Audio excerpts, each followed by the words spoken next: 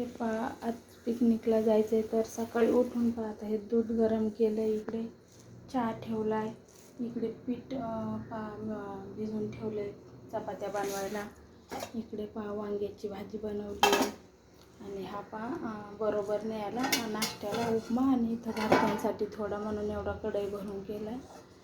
हा उपमा बनवला आहे आणि आता चपात्या बनवती झालं मग.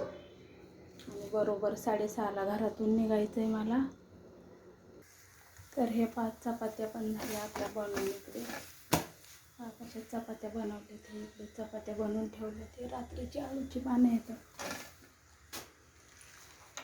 तर आता 6 वाजले तर मला पटापट 6:30ला निघायचं आहे. पटापट सगळं आवरून आता मला निघायचं आहे.